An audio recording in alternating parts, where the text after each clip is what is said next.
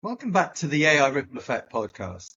Now, a lot of people talk about revolution in logistics, but very few people actually build one. And today I'm delighted to be joined by someone who actually did. James Adams is the CEO and founder of Revolution Trucking. James, it's a real pleasure to have you on the podcast today. Yeah, Johnny, good morning, or I guess good afternoon for you. Yeah, it is. I'm really looking forward to our conversation. So, why don't we start by you telling us a little bit about yourself and your journey, and then we'd love to hear more about Revolution and the customers that you serve. Yeah, absolutely. I actually started in supply chain management almost 35 years ago in the late 80s, when JIT and Lean Six Sigma were just coming into their own, particularly around either high tech or automotive. I've always been interested in how things work and making them better. So got my engineering degree. I kind of went for electromechanical. Funny story, my lab partner in computer science was Mark Andreessen. So clearly I'm not as successful as him. But then I went to a large Fortune 50 manufacturer, had a chance to kind of evaluate supply chains globally. Um, Decided to go back to school, got my MBA, and then went into consulting, which was again focused on kind of Fortune 100 companies and their supply chain logistics transportation needs. And then, it's never very rewarding when you have to supposedly be the smartest guy in the room and wanted to really be involved in operations. And a private equity company in New York had just acquired a trucking company. They wanted to grow it, take it public. This is around 2006.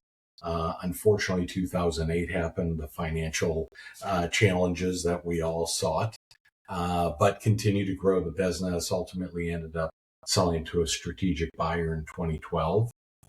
Then I moved back to New York, got into kind of final mile delivery of high tech gear for all the big names globally. We had operations in about 90 countries, and it was a mix of our own capabilities and third parties. But you know what? I was like, gosh, it seems like everyone's kind of doing the same. There's so many opportunities. And then moved back from New York to Ohio to join some folks that I had worked with in the past, formed Revolution in 2019. And Johnny, you know what happened next? So COVID hit, which was, from a business standpoint, it was good and bad. There was plenty of opportunities, but at the same time, so disruptive. The uncertainty was through the roof, as you know. Uh, Revolution was really built. I wrote the business plan back in 2015, 4 or 5 years prior to even starting it. And in 2019, what we saw was an opportunity for a mixed model, what we call an asset-based LSP. So we have our own trucks complemented with partner carriers that do everything from supporting contract logistics, expedite. Our focus is really in three areas. One is automotive manufacturing, right? That's your traditional kind of mission critical needs for logistics transportation. Two is construction, where it's less about speed, but more about timing, scheduling, getting that right. The third one has really been where we've been taking off the last 3 years, which is around high tech gear. And that kind of ranges from, in with the new, out with the old, whether it's data centers, forward logistics, reverse logistics. Is it being repaired, refurbished, resold, recycled? So that's been a big growing business. It's funny because there's an overlap between construction and high tech. We are involved in a number of data centers, but our clients fall into those three ecosystems where, certainty matters. They're willing to pay a slight premium to get what they're looking for. In our industry, there's so many promises made and so few kept. So part of it is holding ourselves accountable and all of our partners and customers accountable. So that's kind of a brief, of me and Revolution. Fantastic. That's a really, really great taster for what's coming up. And I think we're going to dive into a bit more about Revolution a little bit later on. And again, great. What a great background, bringing in that tech operational and efficiency as something that's really at the heart of the podcast. So let's start by just having just getting your perspective on, you mentioned that you've been in the industry for over 30 years. What have been, in your view, the biggest shift operators have perhaps underestimated and are continuing to do so even now, would you say? Yeah, I think, when the big flip happened in the last 20 years where the brokers started getting power over the carriers, that big shift, right, somewhat commoditized the industry a little bit on the trucking side, particularly. I think it's to the point where I'm not sure if anyone knows the difference from one carrier to the next, unless there's a failure somewhere and we know where to point fingers.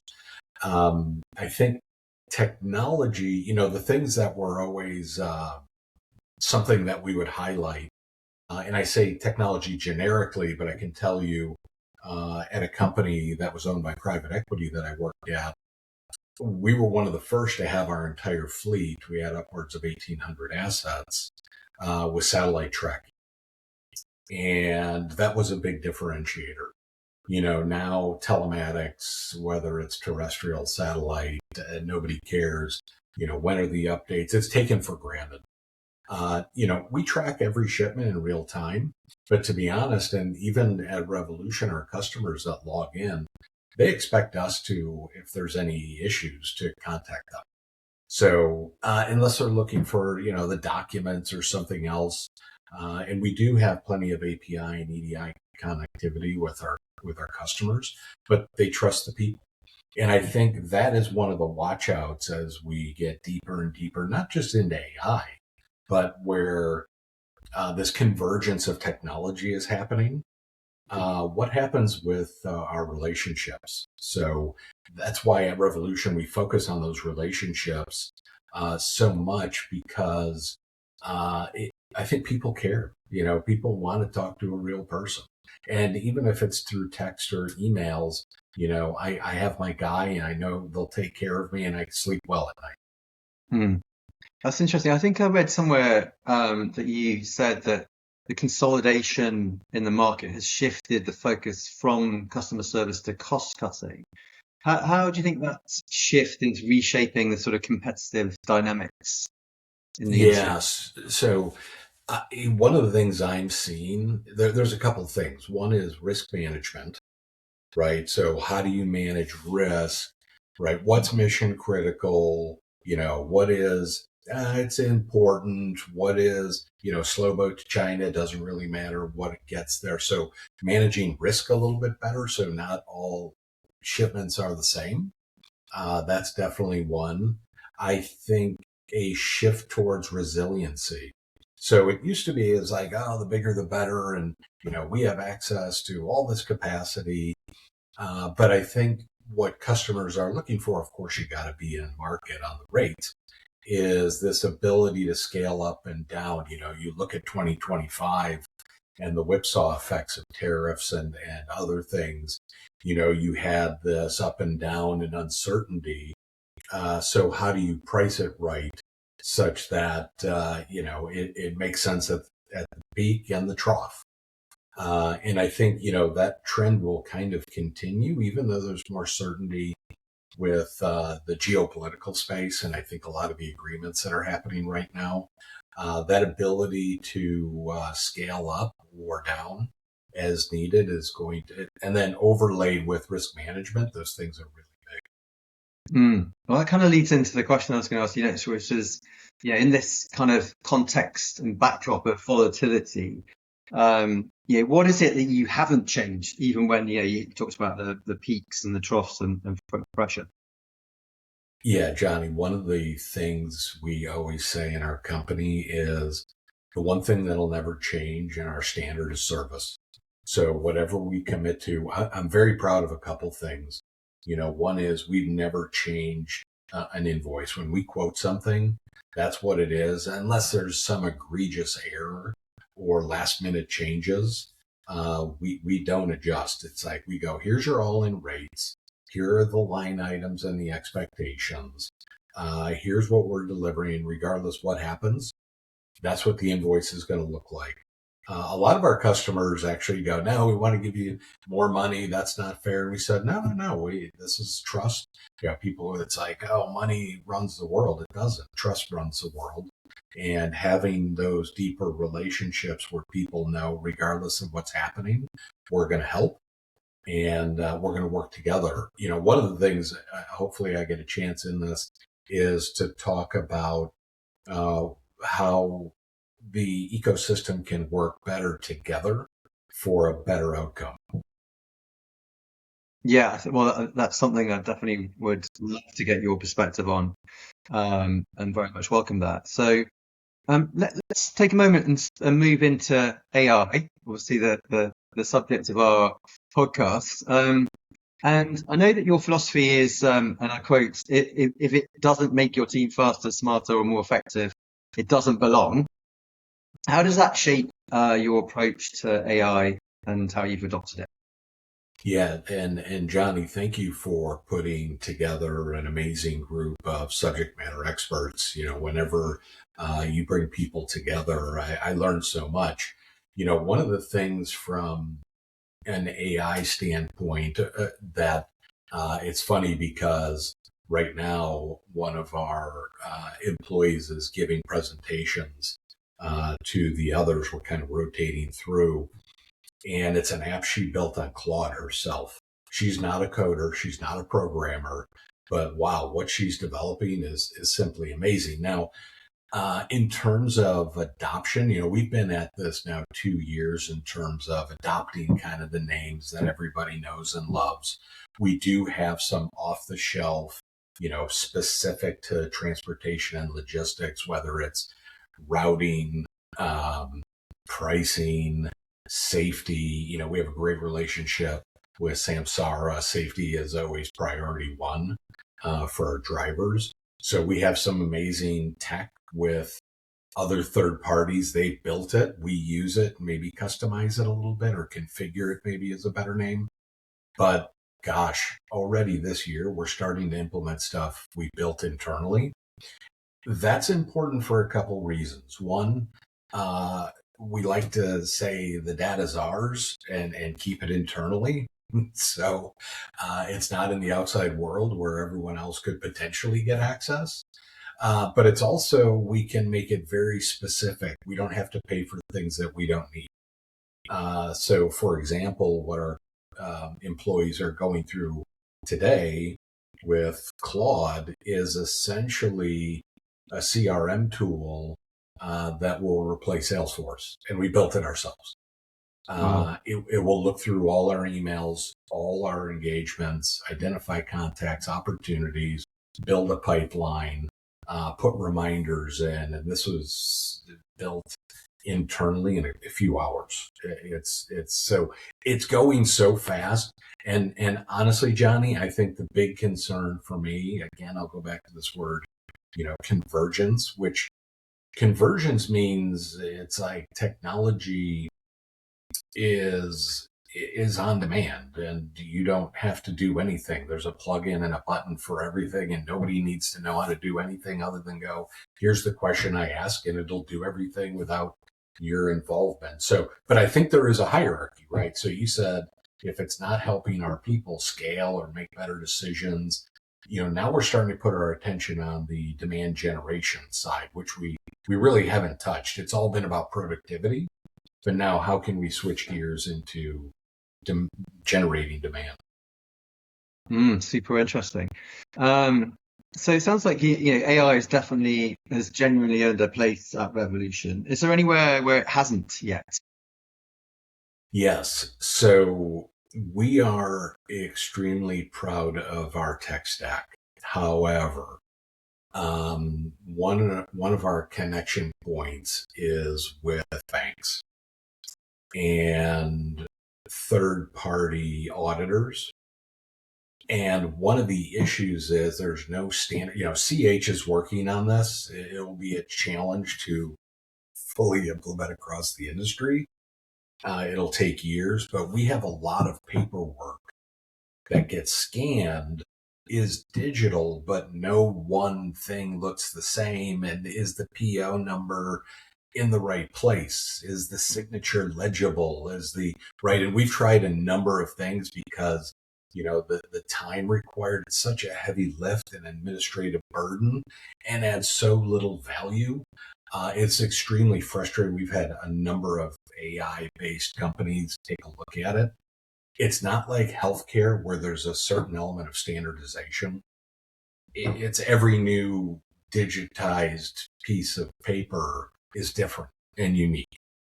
And even with, what I'd call smart cameras, video imaging, right, all that stuff, it's just not quite there yet. So that is one area where we've become faster in the way we built the processes, but that is still a manual thing that it's like a human has to look at it and make sense of it before it can get processed. And the problem is, like, if it's not processed, nobody's getting paid. Hmm. Yeah, I think that kind of decision architecture is really important. Making, again, it goes ladders up to your trust point as well, which is, that the importance of that. And I guess following on from that, I mean, logistics is all about relationships, and you are a people first business. How, I guess you kind of touched on it in the convergence hierarchy to a certain extent, but how are you balancing sort of bringing in AI and maintaining that kind of trust, not only with your customers but also with your people? Great question, Johnny. I think I got it backwards probably 3 years ago because my concern was always like, oh, the digital brokers will just replace us.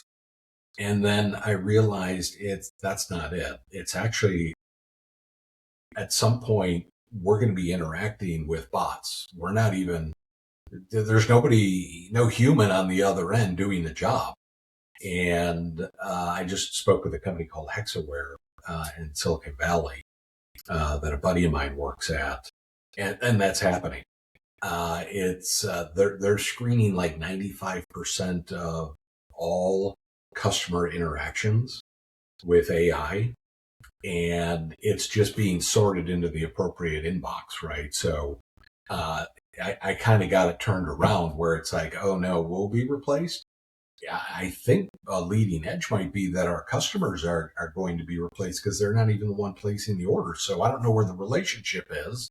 At some point, if the C-suite is the only humans, and even they're going to get replaced. So that's been my new fear. Now, having said that, where we're putting our energy is the future.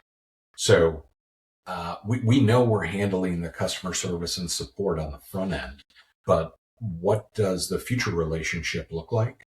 And, our people, and what does that mean? That means, where is their business going? What is our roadmap? How do they come together? What are the things we should be discussing rather than, a shipment failed last week and why did that happen? And I think we're becoming more, rather than looking through the rearview mirror, looking through the windshield. And so that's super exciting because now we can start building to our customer requirements. Yeah, that makes complete sense. Let's spin the record back a bit. You talked about how you devised a plan for Revolution a few years ahead of launching it. But you set it up in 2019 with, I think, with Brian Watson. And your focus was on oversized and overweight freight. I guess the question is, was that the right wedge at that time? And what kind of surprised you most after you launched? So that is really weird that you said that, Johnny, because The original business plan for Revolution was in out of gauge freight. And the reason was at that time, the ratio of shipments to flatbed, step deck, low boys, all that stuff, it was like 50-1. It was crazy. And a lot of that was driven from the construction industry. Fast forward to 2019, that model didn't really make sense. So we changed back to more mission critical freight. We do out of gauge, but actually we do much more. Hey, there's a line down situation at Caterpillar. We need 3 days worth of parts right now. We're going to have a shutdown. We'll get the other truckload business and you guys can handle that too. But ours is much more expedite regardless of this weight, shape, size. That's really where we live. And we call that the tip of the spear. Back to one of your questions as it related to customers, we don't have any salespeople. And the reason we don't have any salespeople is not that we don't like salespeople, but we only want people that can solve our customers' problems. Not that a salesperson couldn't do that, but I want someone to go, you know what? Yep, I got it. So we're not like, oh, hey, talk to this person or talk to that person. Maybe they can help you. So the individuals we brought on and develop, they can actually help the customer, which is critical. Is that, I guess that's sort of embedded in your culture as well, right? Is that how do you get the right people, bringing people into the organization and keeping them, more importantly, I guess? Yeah, nope, absolutely. It's both finding them and the retention. One is we have very attractive salary, incentives, benefits, all that stuff. So you kind of start there. And everyone's the same in terms of how many days there's a lot of, we're a meritocracy, but there's a lot of kind of premium elements to that offering. So we get better candidates to talk to. Then it really becomes, we don't look at the veterans so much because we want to train them in how we do things. So we've hired people from big competitors of ours, but we have to somewhat rewire them. And so, are they passionate? Are they willing to learn? Do they have good work ethic? Right. And it is much more important than how many years have they been in the business and what are all the different use cases. I mean, those are valuable, but I think they're secondary. How do you keep them? It's funny. We all came in last Saturday and we had a great session around learning more about each other. And it was moderated by a couple of industry veterans around personal development. Most of the time was around better understanding your audience. We're all internal customers to each other. And, it's the old expression, Johnny, it's like, walk a mile in my shoes. I think we lost, everything became about service, but we had a blind spot in terms of like, do we fully understand like what this individual or this team wants? And one of the examples it was like, hey, our head of marketing, who you met yesterday, he wanted to walk you down the primrose path and give you the whole story. And then 45 minutes later, you get to the conclusion. It's like, here's the end of the story. Whereas like some of us are like, we're glossed over and checked out within 10 minutes. So it's like, hey, for these people, you need to hit them right up front. And then all the other stuff is in the appendix. Like, don't slow them down. So that's really where it's around development. It's around, and these are transferable skills. Whether it's at Revolution or another company or a different industry, it's all transferable. AI, right? It doesn't matter where you go, you're going to be using those tools. So I always say to young people, I'm like, you're going to learn more here than you would learn anywhere because we're going to challenge you and give you everything you need to succeed. That sounds fantastic. I mean, we hear a lot about, in the media about the pressure on, or the perception that AI is going to, cause, people to lose their jobs. Yet at the same time, it's, the the benefits of AI coming in, particularly if you invest the time to educate, your teams, and so that they can use AI in the most effective way. Is that something? I mean, it sounds like that's where you're more leaning towards that side of things. Yeah, we asked ourselves recently, could we double in size with the same number of people? And everyone was like, I think we can. Jonny, even last year, definitely 2 years ago, there's no way people would ever buy off on that. And in fact, last year we had open recs. We had like 5 open recs. We didn't hire because we didn't have to. So it does two things, right? The scale is obvious, but it also your job becomes more rewarding because you're working on higher value activities.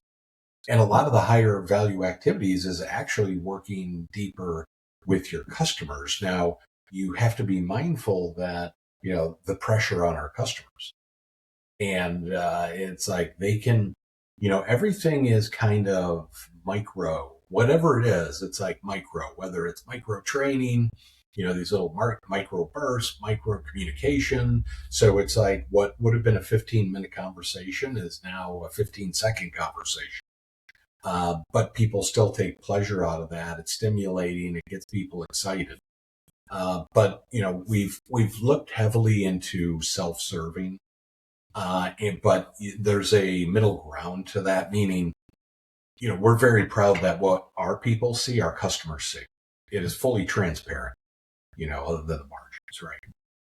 And we love that. But the vast majority of our customers will have no interest in that because they're like, we trust you guys. But it's there if you need it. So. But does it? No, I think it'd be safe to say, James, that you are an innovator and a challenger. And so what advice would you give to others, professionals out there who are looking to shake the tree a bit and challenge the kind of industry norms right now? Yeah, I think you have to be comfortable in delegating things to your people where even when there's risk. And I don't mean it's like go ahead and fail, that's okay. I think you have to, and we learned this lesson years ago that and one of our people has a great expression, I'm sure it's from some book or someone somewhere, is don't steal their struggle. And so we become enablers to slow down their own development. And, AI is a great example because it's scary. It's intimidating. It's like, no, you just gotta, what you have to do though, is ensure that your people understand the benefits to them, not the company. Those are somewhat obvious, but what are the benefits to them? Give them some examples, successes, and go, okay, here's what it kind of looks like, but play around with it. You're going to uncover ways just through using it that nobody thought of. So, whether it's, what, this is a pain. Could we automate this? Like now we're starting to ask the right questions, but a lot of organizations don't even give enough space. We always talk about our environment is psychologically safe, which means, feel comfortable to bring up anything. And obviously, if there are things, one-on-one conversations, you're going to have those. But, I told you before we jumped on here that I purposely found a building that had an open space, 30-foot walls, exposed brick, and no offices. And it isn't that we're listening to each other's conversations, but we feel connected. That said, Jonny, there is an unintended downside of proximity, because if I can see you and reach you across the desk and say hello, that might imply it's like, oh yeah, we're communicating and we're close. So yeah, everything's great. But that is like an invisible barrier as well. So you got to be able to pierce through that. So those are some of the things I would challenge the organization. At the end of the day, everything's replicable other than your people and the culture. And that's the winning formula. So technology is a great enabler. You absolutely need it to be competitive. You better be all in on it, or you will be replaced from a company standpoint. Someone will go with a faster, better, cheaper opportunity. The switching costs now, and this goes back to the question you asked, Johnny. The switching costs are almost zero, right? Other than maybe customs brokerage, uh, bill and audit. I don't know. There's very little that's sticky enough to go, yeah, we could just switch right now. Even contracts. I'm seeing a lot of contracts being, it's like, we're buying our way out. Goodbye. I'm sure you're well aware, Johnny, that the rejections on contracted freight are starting to tick up. That's good. Capacity's coming out of the market. The rates are coming back. I think 2026 is going to be a great year. Yeah, well, I certainly would agree with that, and also, really exciting as well as we sort of get into towards the end of the first quarter. But if Jay, a question that we like to ask our guests, and I guess I'm thinking about the time frame on this, but if you had a time machine, James, and you could go back in time, maybe to 2019, or maybe a bit shorter than that, but what would you do differently, during what's been an incredibly, evolving and changing period of time and landscape? What would you do differently? Yeah, what a great question. The first thing that comes to mind is embed your tech into your customers at not just the appropriate functions, but appropriate levels within the organization. Get a voice. Our customers always tell us, we love you guys and we can't live without Revolution, or, I can finally sleep at night because we're using you. That's fantastic. That is always the testimonials and outcome we want. But sometimes those success stories never make it up to the appropriate decision makers. And, there's always a risk of being blindsided where it's like, how could this happen? Everyone's singing our praise, and yet we just lost a chunk of business. So one of the things, and you know what, that is our own fault, because our customers will absolutely be our ambassadors and sell us, but sometimes they don't have access to the decision makers. So, you need to keep going up and ultimately to the C-suite to make sure the right people are aware, or they will make bad decisions. And now 9 times out of 10, they come back. But why would you want anything to be so disruptive when you didn't take the next step? And I don't know why. Maybe it's fear of like, well, I don't want to, everything's going so well. Why would I expose us to a decision maker? Because they need to know the value you're bringing. You need to be able to, I always say, in God we trust, everyone else bring data. If you don't provide visibility and data to the appropriate levels in the organization, it's going to come to a head at some point. Absolutely. You gave us an optimistic outlook for this year, James. So what are your top priorities at Revolution in the next 12 months? Yeah, well, the one that has never changed is the development of our people. It's all about people. One of the things, and we talked before the podcast about Manifest, and, this will be our 3rd or 4th year going. It's a great event. One of the reasons is we always have to stay in front of, not bleeding edge, but leading edge of technology. I think on the bleeding edge side, I think we're going to put our energy into our own stuff we're creating, which isn't about creating a business case, or not a business case, but even a business. It's really about, wow, this is a tool very specific to what we need, and it's perfect. So definitely technology. We're fortunate. We started 5 years ago, and integrating, I don't know how many, 15, 16 different systems into one pane of glass. It's been a long time investment, and a lot of it is, names you would recognize, some names you wouldn't. but where for our customer facing component, they can go in and get all the information without multiple logins. Critical. So we're very proud of that. And then I would say, deepen our relationships with our customers at a more senior level. Very good at the middle down, and we need to get better. And most of our clients, it's not that they don't know who we are. I think they don't understand the impact we're having on their business. And that has to translate into dollars and cents. So those are the three things: continue to develop people, right? Get higher up in the food chain and make sure, we got a absolutely leading edge tech stack. That's I think that's the recipe for continued success of Revolution going forward as well.